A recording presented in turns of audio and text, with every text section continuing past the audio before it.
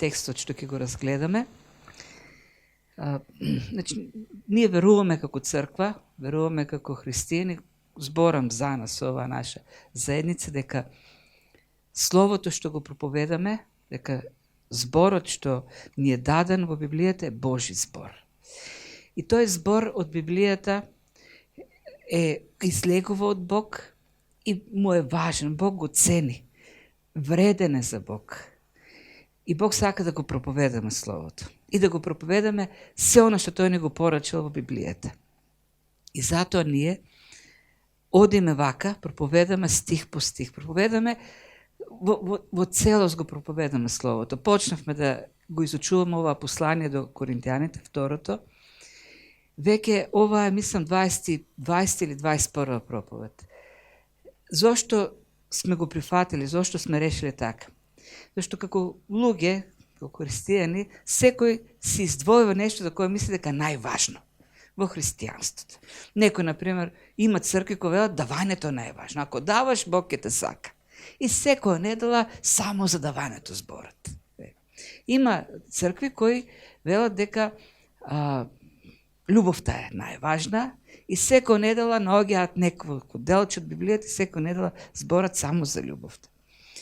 Има такви луѓе пак или проповедници кои сметаат дека ние луѓето сме премногу така ослободени, премногу сме разлабавени во верата, па треба секој недел да им збориме за тоа колку Бог е гневен, колку тој се гневи, колку тој е лош и неговиот гнев е страшен. И секој недела зборува за како тепал Исус или како вак. Некои други пак, нели, зборат само за, ги сакат пророштвото во Библијата и зборат само за пророштвото и барат знаци денес како се исполнуваат тие пророштва и така натаму. Има еден таков па некој па баптист проповедник секоја недела зборува за тоа колку важно крштевањето. Дека крштевањето е најважно. И духовниот одбор, луѓето духовниот одбор му рекле, кажи нешто друго, некој пат проповеда и за нешто друго. И тој им рекол, што е друго толку важно? Ај, кажете ми што да проповедам друго. И ти отвориле случајно и се паднало на Јован Крстител, оној текст со секирата. Секирата стои до дрвото и готова да го отсече дрвото. И тој рекол, тоа ли сакате? Творете, еве ќе проповедам од тоа во недела. И дошла неделата и тој го прочитал стихот и рекол, гледате ли секирата е до дрвото? А зошто е до дрвото? Зошто на Јован му треба дрво?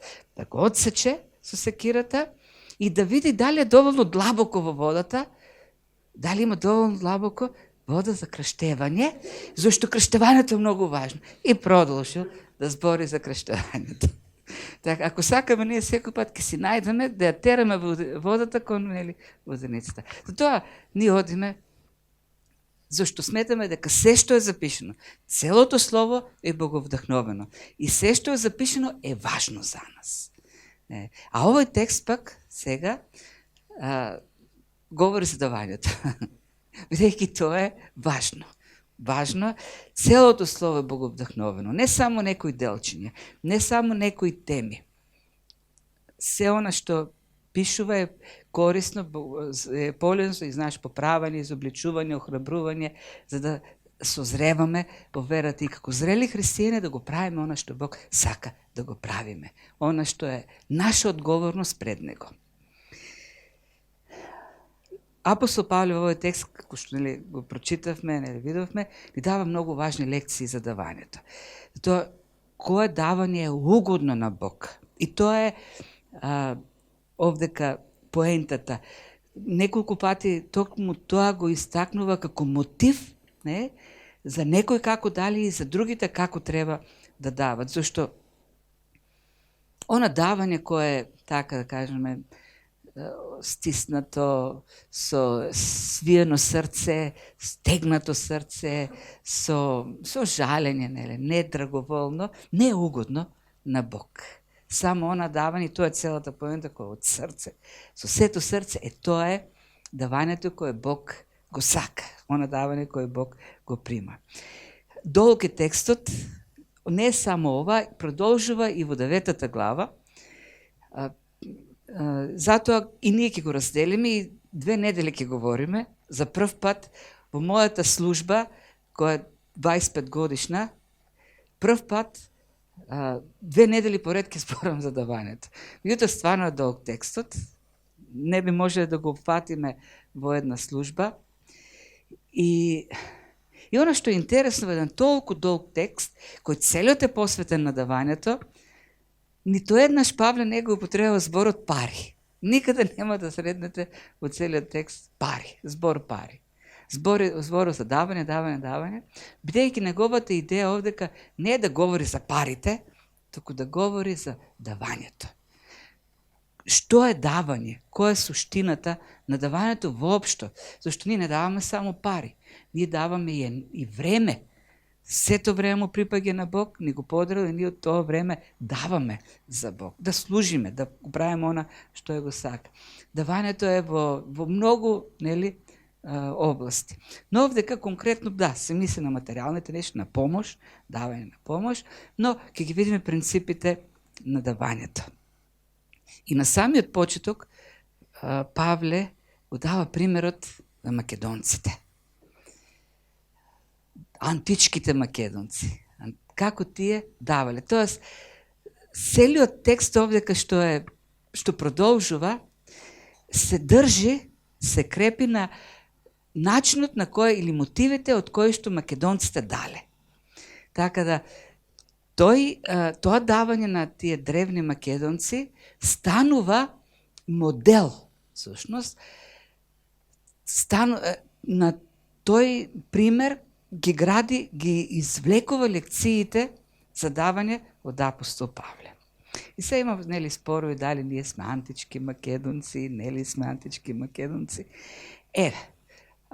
За да се докаже најдобро дали сме навистина антички македонци, да се споредиме со нив, да видиме дали сме навистина, носиме исти гени, тоа е иста дарежливост како нив, бидејќи биле сиромашни, самите немале, меѓутоа дале сепак повеќе од можностите. Добро, кој е контекстот? Убаво да го видиме контекстот, зашто станува збор. Зошто е вклучена таа тема за давање овдека во оваа послание, зашто досега Павле ни говореше која е суштината на новозаветната служба и така натаму. И ова е дел од новозаветната служба, но зошто точно овдека? Значи, од првото послание до Коринтијаните, последната глава, 16-та и овдека, и од делата на апостолите, разбираме дека имало глад, се јавил глад во Јудеја и во Ерусалим, така да тој глад, не знаем од која причина бил гладот, дали суша, дали болест, го опфатил тие делови, црквата во Ерусалим, христијаните во Ерусалим осиромашиле многу, дури немале што да јадат. Значи, во голема криза испаднале, голема неволја.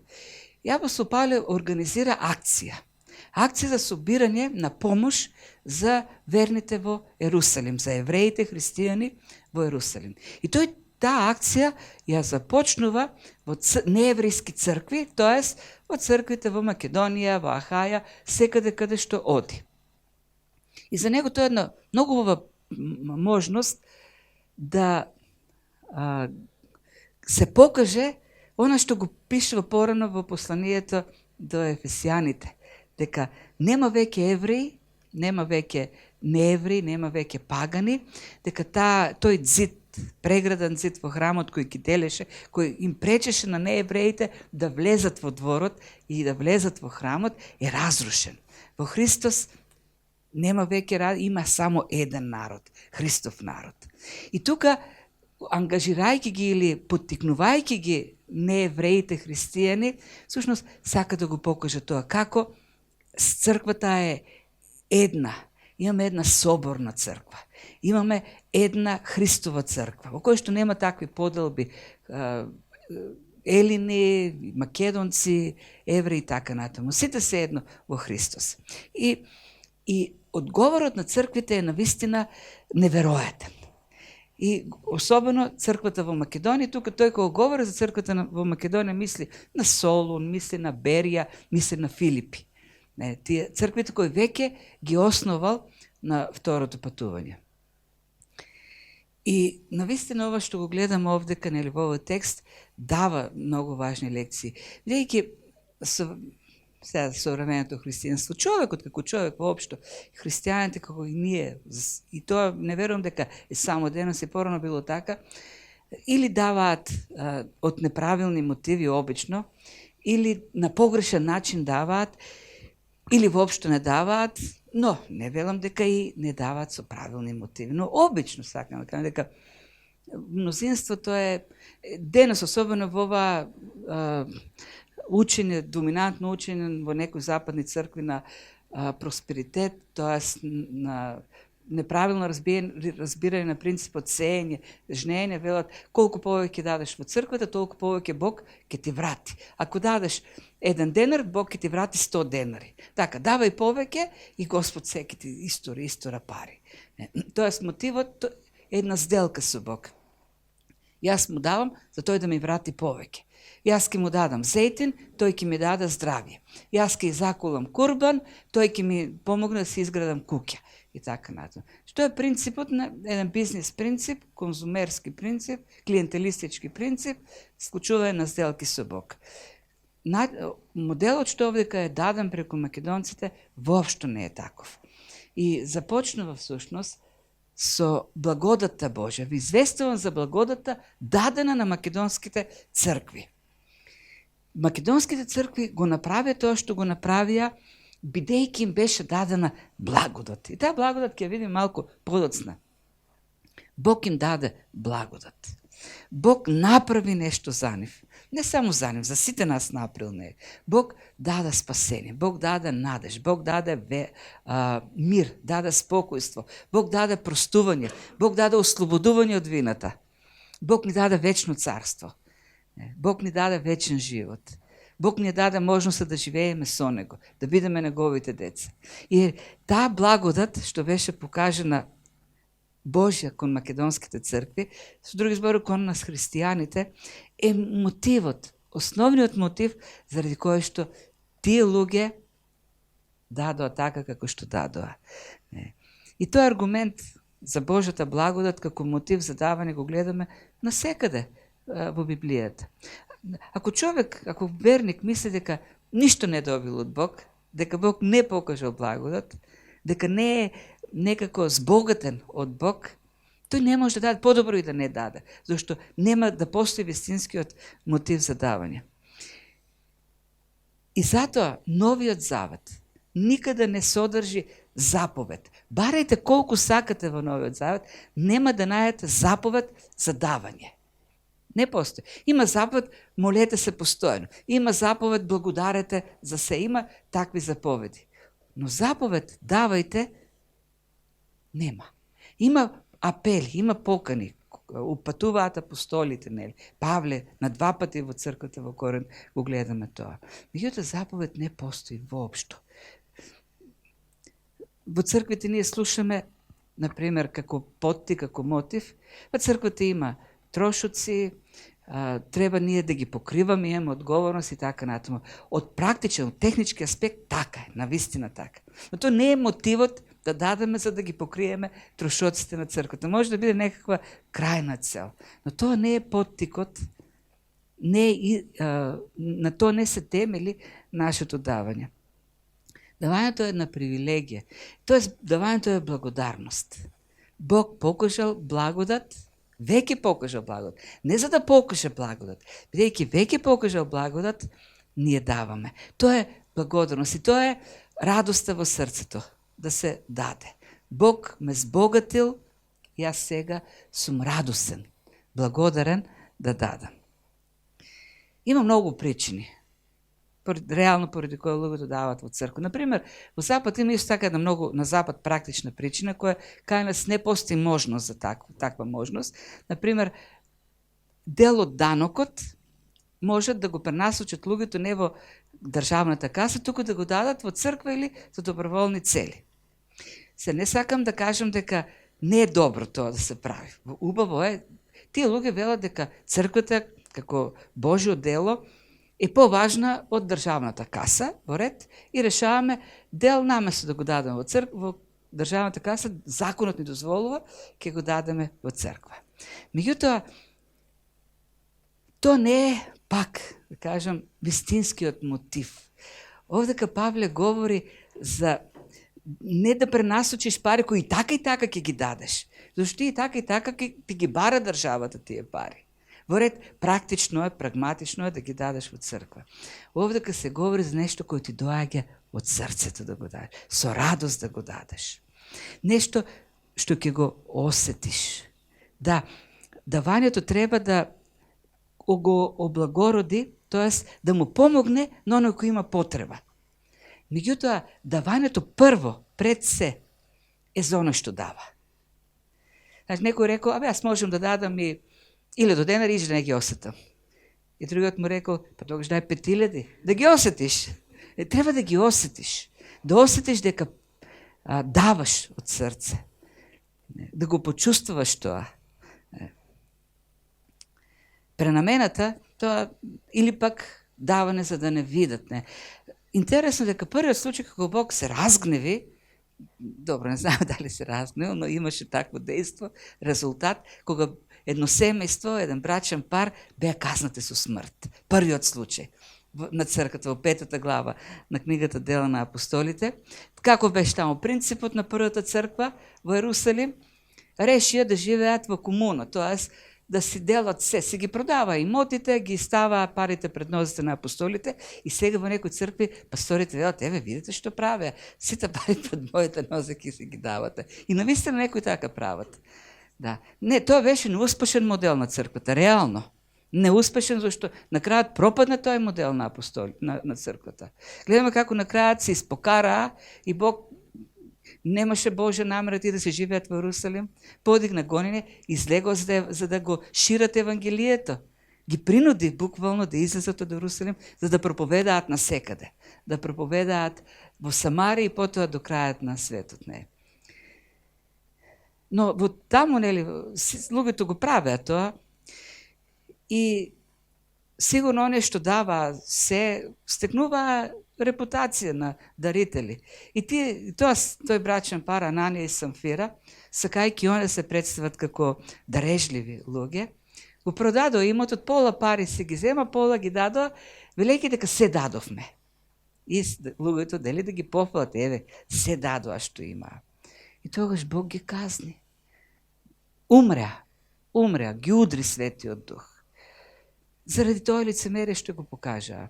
Никој не ги задолжуваше да го направат тоа, но тие направи нешто од погрешни мотиви. Примерот на македонците, тие дадоа поттикнати од Божјата благодат. И така поттикнати од Божјата благодат, и веќе кога говориме за тоа колку давале раните христијани во Ерусалим, Ананија и Самфира, тие дадоа, и тука Павле вклучува колку дале, мерка вклучува колку дале. Колку дале? Повеќе од она што реално можеле да го дадат. Повеќе или над нивните можности.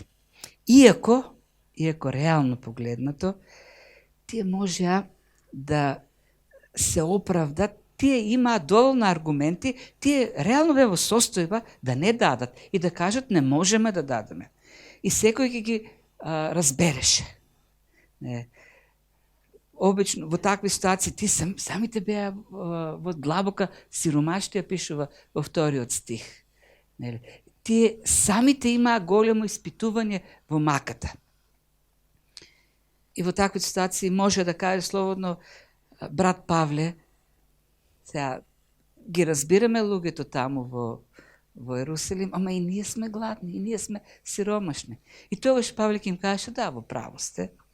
Нели, нема, дури, да, навистина, тој го правил тоа, им рекол, нема да давате, бидејќи вие сте во неволја. Меѓутоа, гледаме како таа лична криза, таа лична немаштија не беше причината да ги сопре, туку напротив ги поттикна. Тоа, нели, таа фраза, аз ги разбирам, беше искрено кажена, да, ги разбираме и ние сме во истата мака. Знаеме што значи да се гладува и ќе помогнеме. Но дури го молеле апостолот, 3 стих. Тие даваа доброволно, не молеа од 4, усрдно да го приеме нивниот дар и учеството во прислужувањето на светиите.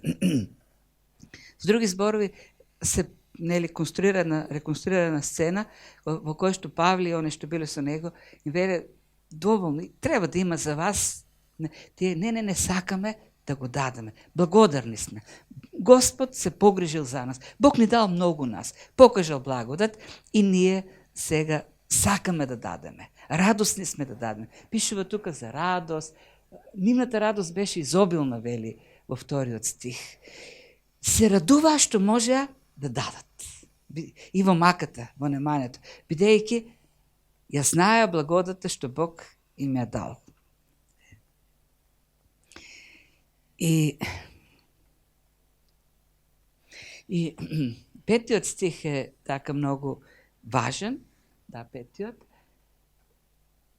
Најнапред вели себе си, тоест дадоа некако што се надевавме ние, дадоа повеќе од колку што се надевавме, повеќе од колку што можеа да дадат. Зошто? Зашто најнапред сами себе му се предадоа на Господ, а потоа и нам по волјата Божја.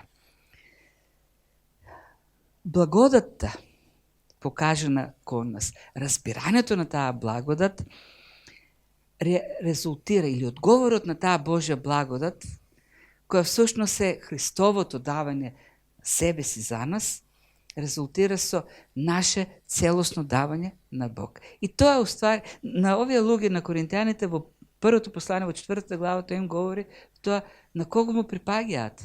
Скапо сте платени, не припаѓате веќе на себе си, туку вие му припаѓате на Бог. Купени сте, платени сте. И тоа сознание дека ние веќе не си припаѓаме себе си. Не само ние, се што имаме не припаѓа на самите нас, се припаѓа на Бог. И она што го кажува во Римјаните 12 глава, откако објаснува првите 11 глави што се Христос направил во нас, за спасението, благодата, за ослободувањето од гревот, за умртвувањето, за новото создание кој го очекуваме и така натаму.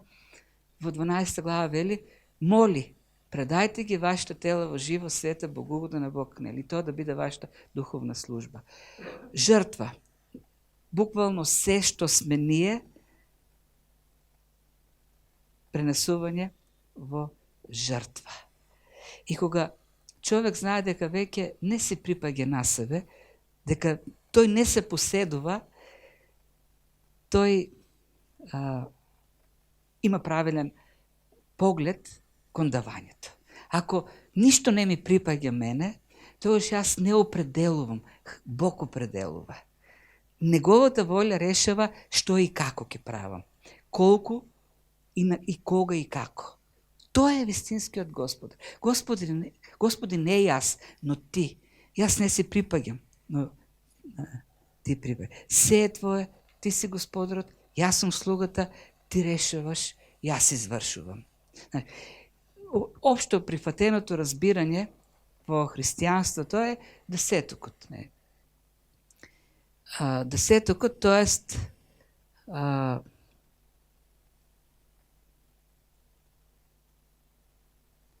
ако имам 100, 10 му припаѓаат на Бог, 90 ми припаѓаат на мене. И тие 10 му припаѓаат на Бог, јас не ги чепкам и му ги давам. Не, од тие 100 му припаѓаат на Бог. Не 10. Се му припаѓа на Бог. Бидејќи тоа е вистината. Знаете, збор десеток никаде нема да го најдете во Новиот Завет.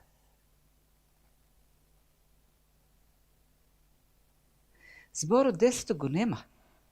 Од сите 9 заповеди, од сите 10 заповеди кои се дадени во 5 книги Мојсееви и во Излез во Второзаконие, сите се повторени на некаков начин, во некаков контекст се преповторени.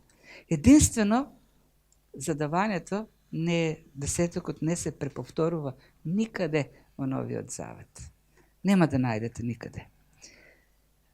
Зошто? Десетокот е нешто старозаветно. Зошто беше воведен десетокот? Имаше едно племе, левитско, од кое излекуваа свештениците и кои служија во храмот. Тие немаа своја собственост, немаа дел од ветената земја, тие немаа имот. И другите племиња требаше да одделуваат десеток од своите приноси за да од тоа што имат, за да го издржуват тоа племе, тоа свештенство, да дават за свештенството. Кој е свештенството денес? Кој е свештеник денес? Има ли такво племе? Кој е племето денес кој треба сега христијаните да го хранат и се грижат? Тоа беше еден модел кој важеше за Стариот Завет. Во Новиот Завет немат, сите ние сме царско свештенство во Новиот Завет. Сите ние сме свештеници. И сите ние сме поттикнати, бидејќи никој веќе не се припаѓа себе си, туку му припаѓа на Бог. Сите ние сме поттикнувани да даваме. Да даваме тоа не бројајќи 10 или 5, но да даваме, бидејќи се му припаѓа на Бог. Сега, не збориме за количини, збориме за мотив, збориме за која е основата на нашето давање. Може да е 10, може да е 5, може да е 20. Овде кога говориме за можности. Некој може би и нема можности, ќе видиме понатаму, Павле тоа го кажува. Усрдноста е според можностите. Ти имаш усрдност, желба, но таа се дава, се определува според можностите. Некој има голема желба. Се е според можностите, вели Павле. Тоест, се дава оно што му припаѓа на Бог. А што му припаѓа на Бог, се му припаѓа. Ние целосно се предаваме на Бог, ние сме во Божите раце предадени. Кога Христос го праша за данокот, дали да плаќа данок на Цезарот, зашто Цезарот е окупатор во Израел, во Јудеја. И Христос им рече, дајте ми една паричка. Христос немаше паричка во себе и побара паричка. И праша, чиј лик е искуван на паричката. Рекоа на Цезарот, дајте го на Цезарот Цезаревото, а Божјото на Бог. Каде е изгравиран, каде е искуван Божјиот лик, Божјиот образ? Во нас е. Ние сме Божјиот лик. Во нас е Божјиот лик. Ако треба да го дадеме Божјото на Бог, што треба да дадеме на Бог? Ние кои сме Божјиот образ, Божјото подобие. Ние му припаѓаме на Бог и она што Бог го бара од нас сме ние, нашите животи, целосно да му се предадеме. И потоа продолжува нели за ова, тоа беа македонците, примерот, и сега се обраќа на коринтјаните. И им вели, затоа го замолив Тит, онака како што беше почнал порано, Тит порано веќе ги посетил коринтјаните, им кажал за потребата и веќе поминало известно време кога пак го праќа Тит повторно.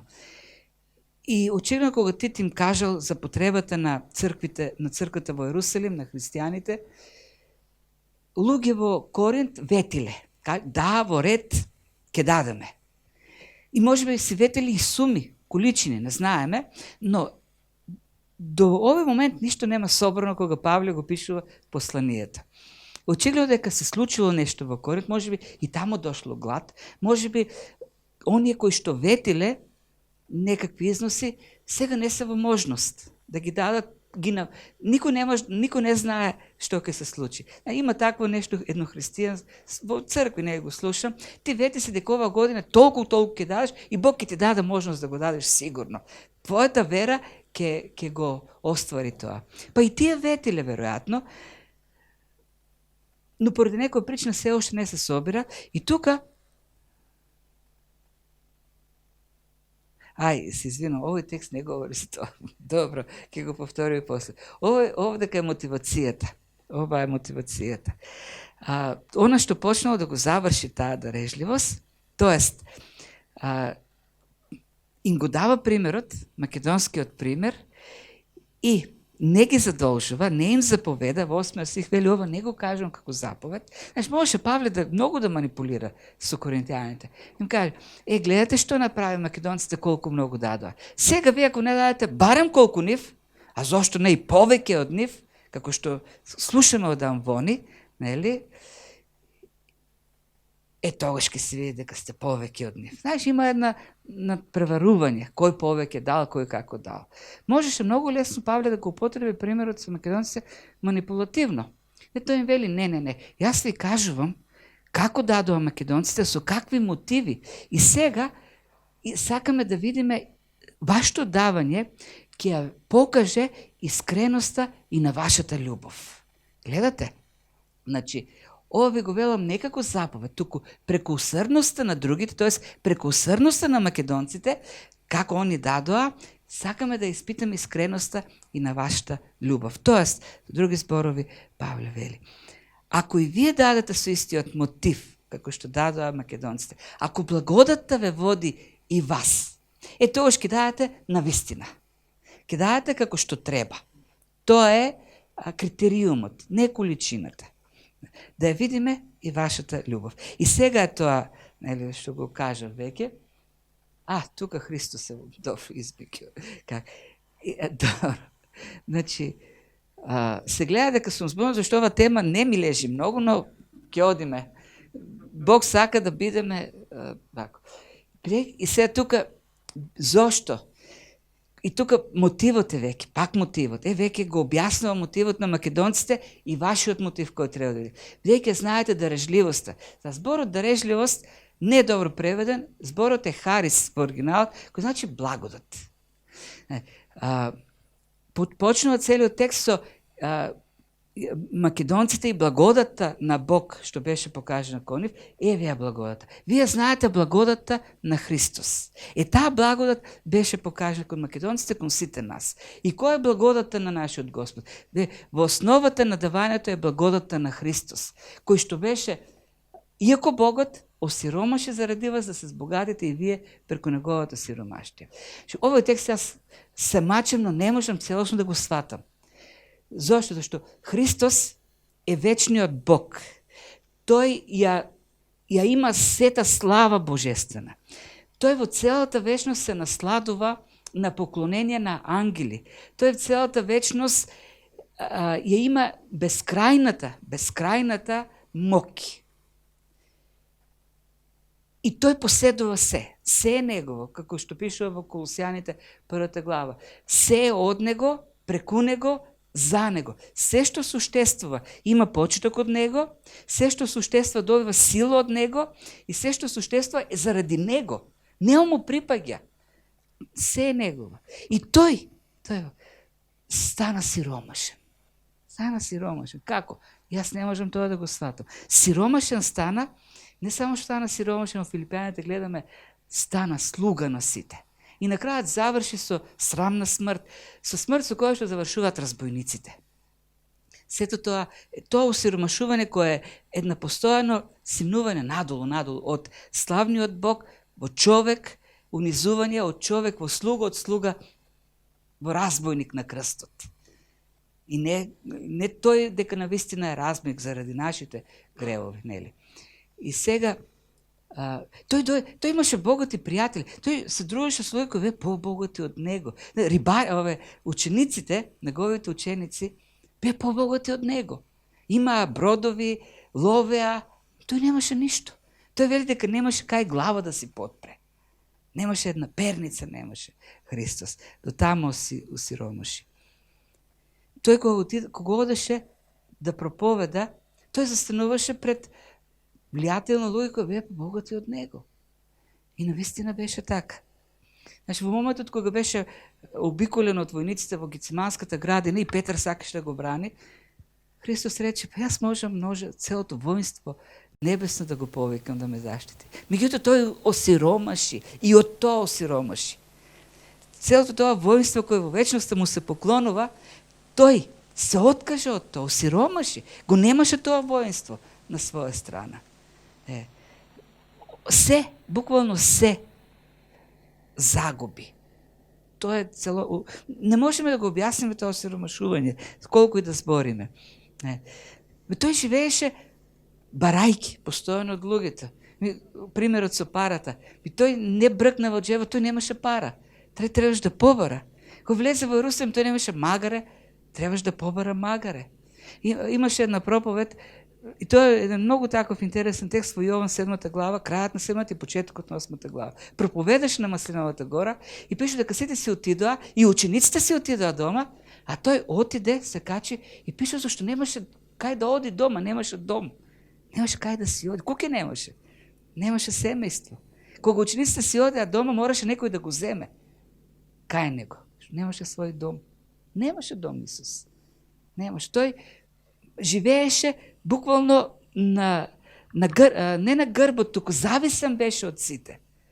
Оној што располага се, зависеше од другите, требаше да бара. Толку беше сиромашен. И на крај дури немаше гроб кај да го погребат. И гроб му беше поземен.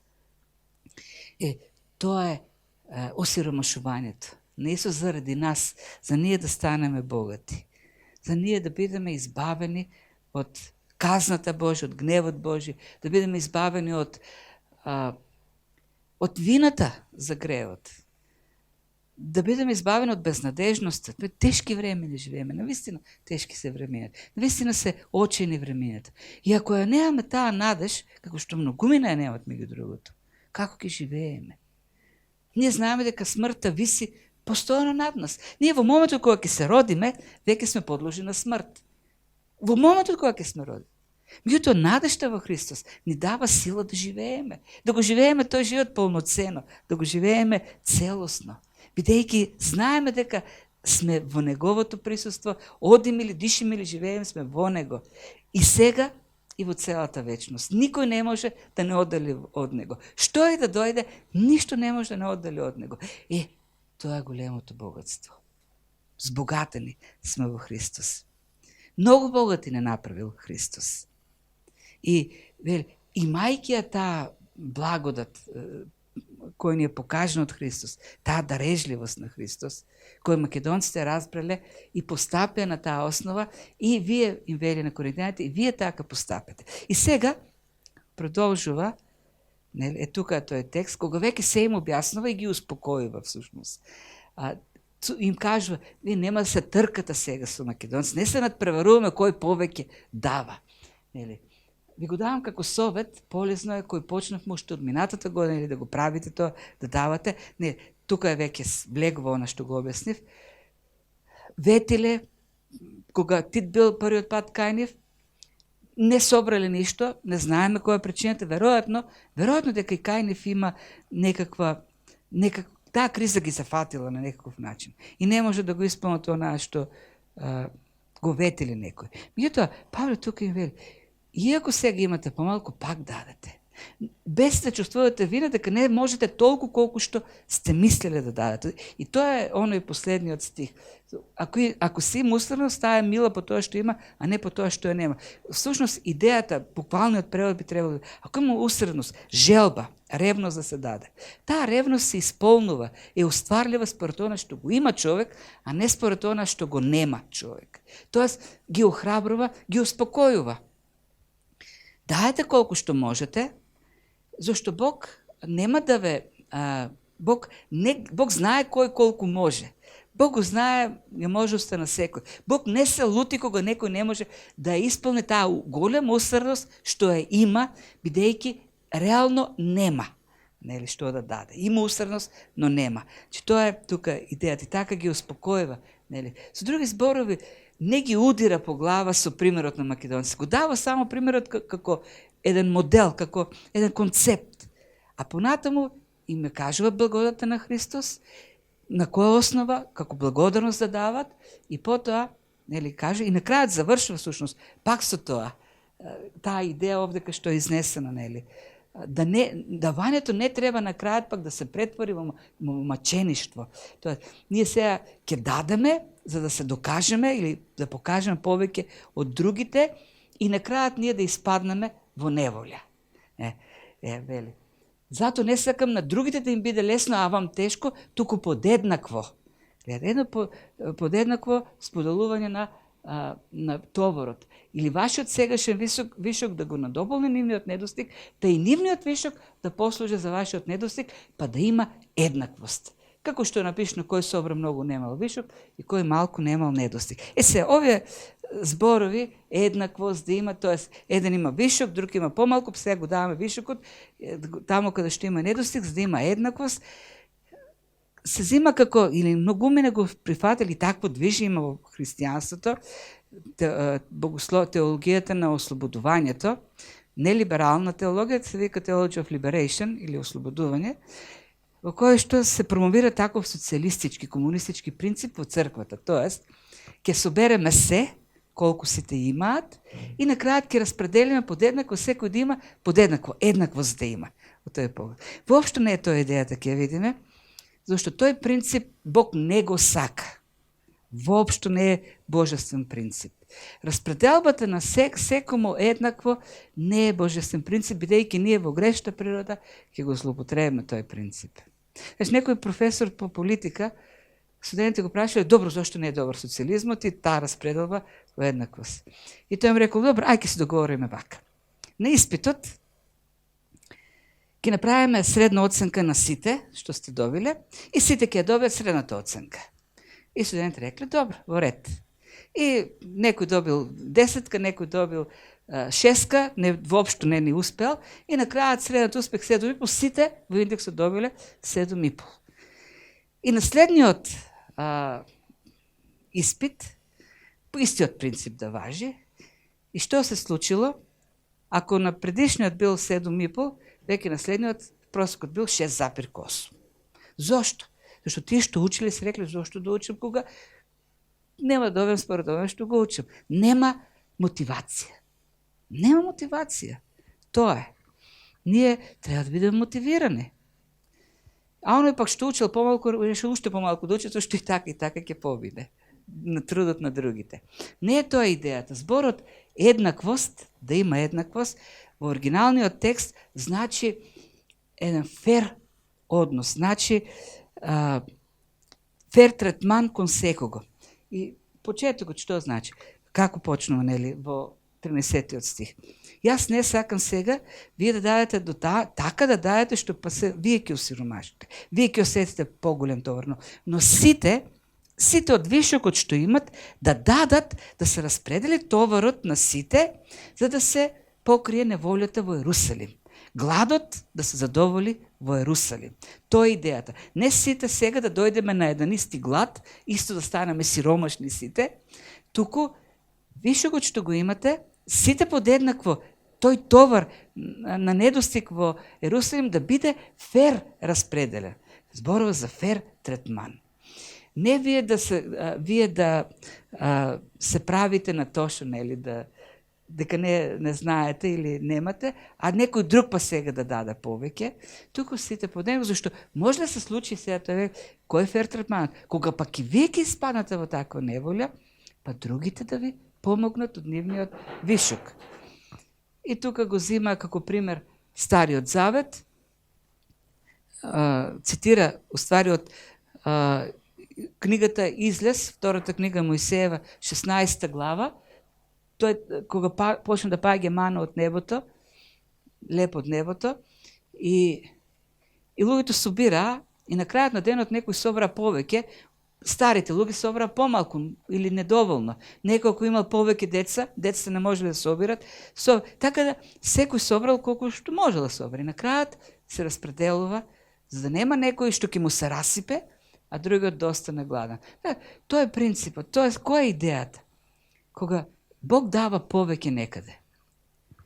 Сега, кога некаде Бог дава повеќе, ние велиме, бил тој многу паметен, бил многу способен, многу работлив, бил многу, имал инстинкт за бизнес и така натаму. Меѓутоа, сигурно има луѓе кои били и попаметни, и повеќе работели, имале повеќе, па не им тргнало. Не тргнало, едноставно не тргнало. Некаде ќе се склопат сите тие околности и ќе тргне. И се чудиш како му тргнало. Бог, на крајот на кришта, Бог решава кај ќе тргне, што ќе тргне, како ќе тргне. И кога ќе тргне некаде, каде што ќе има многу вишок, Бог тоа го прави за да срцето осети благодат, благодарност и радост. Да даде таму каде што нема. Тоа е принципот. Бог дава мана од небото. Бог дава богатство. Бог дава на секој. И таму каде што дава повеќе, тоа е благодата која треба да се разбере и да се постапи според неа, да се даде. Радост од споделување, нели, како што тука се каже. Во следната недела ќе ја видиме 9 глава, има уште неколку таму принципи изнесено, сега ќе завршиме, време е. И на крајот, нели, да се подсетиме, дарежливоста или благодата на Исус Христос, кој од Богот, од оној што е неизмерно, неразбирливо Богот, стана сиромашен, за да се богатиме ние во неговата сиромашни. Тоа да не води, таа благодат да не води секој ден во се што правиме. Да даваме од срце времето за Бог, службата за Бог, грижата кон другиот, во семејството, на работа. Тоа се е давање, знаејќи ја благодата на нашиот Господ Исус Христос. Амин.